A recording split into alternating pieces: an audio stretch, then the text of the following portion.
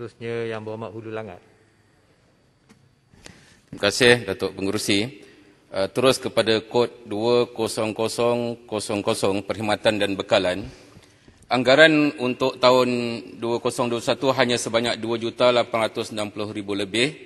Berbanding sebelum ini berjumlah 5,313,000. Mengapakah ia berkurangan? Bukankah perkhidmatan dan bekalan ini penting untuk kementerian? Berkaitan dengan perkhidmatan dan bekalan, saya nak bertanya kepada Menteri, di sesetengah pejabat kebajikan masyarakat daerah dan negeri, tidak semestinya di Hulu Langat, ada staf di bawah grade S41 yang tidak boleh membuat tuntutan lebih masa, overtime dengan izin, ataupun allowance mileage mereka sejak selepas pertengahan November hingga Disember setiap tahun.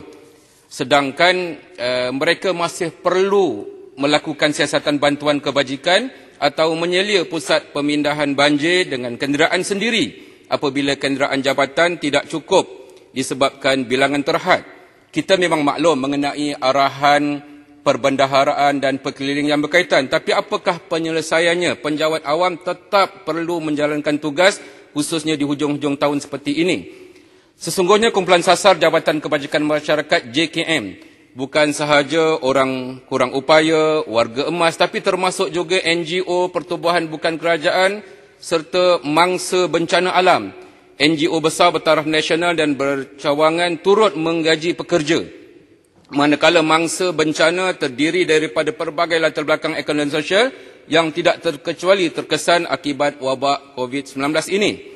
Rakyat nak tahu peranan kolaborasi strategik. Sebaliknya 010500 program kolaborasi strategi bertambah daripada RM1,527,000 hingga kepada RM2,303,000. Boleh tak Menteri huraikan lebih lanjut istilah kolaborasi strategi ini? Maklumat dalam anggaran perbelanjaan Persatuan 2021 hanya menyatakan mengenai keselarasan aktiviti berkaitan dengan aspirasi kementerian secara sistematik.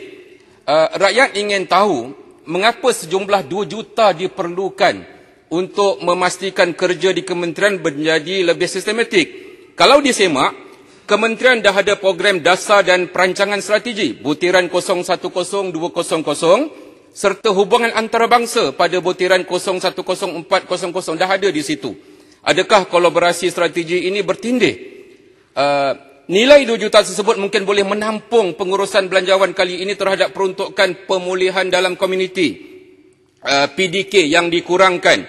Anak-anak OKU yang ada antara ibu bapa mereka dibuang kerja. Atau 2 juta ringgit ini boleh digunakan untuk menaik taraf kuartus institusi kebajikan yang berada dalam keadaan yang usang. Iaitu butiran 00705. Hanya 5 juta ringgit diperuntukkan berbanding semasa PH Perintah dulu 8 juta ringgit, kurang 3 juta ringgit. COVID-19 dan rumah kanak-kanak apabila sekolah terpaksa ditutup akibat wabak COVID-19, bukan semua pelajar mempunyai kemudahan internet serta gadget seperti anak-anak di institusi JKM.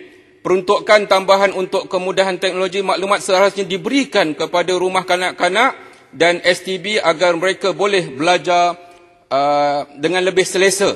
Begitu juga kekosongan pembantu hal ehwal Islam di rumah kanak-kanak dan institusi JKM yang sepatutnya telah dinarik taraf kepada penolong pegawai hal ehwal Islam. Ini disebabkan pertambahan kanak-kanak Islam yang bermasalah dalam institusi memerlukan pegawai yang memiliki keseluruhan pendidikan yang lebih tinggi. Pertindihan fungsi Jabatan Pembangunan Wanita.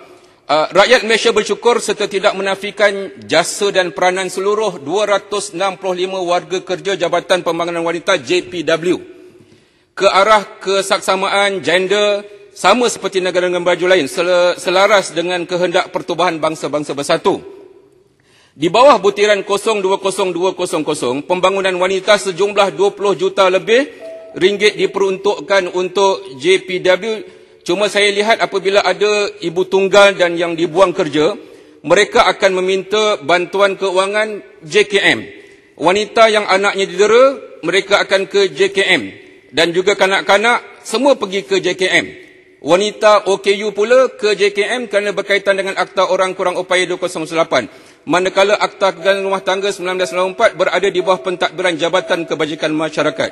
Jadi wanita bermasalah semuanya yang ke JPW, semuanya akan disuruh ke pejabat JKM. Jadi saya lihat bebanan kepada JKM begitu tinggi sekali. Dahulu ketika JPW diwujudkan, ekonomi negara sedang berada di kemuncaknya. Tapi sekarang ini sepatutnya peruntukan itu dialihkan kepada mereka yang sepatutnya. Pegawai-pegawai PTD di JPW daripada pelbagai bidang sepatutnya dimanfaatkan di kementerian-kementerian yang bersesuaian dengan kelulusan mereka, tidak dilonggokkan di situ. Dan akhir sekali saya ingin menyebutkan tentang pasukan konselor yang telah bebanan kerjanya semakin meningkat tetapi bilangan mereka tidak ditambah. Saya bimbang konselor-konselor yang kita tugaskan itu lebih tertekan daripada konseling yang mereka sedang kendalikan kerana beban kerja yang terlalu berat yang ada pada mereka. Sekian saja, terima kasih. Terima kasih Muhammad Abdul Langat.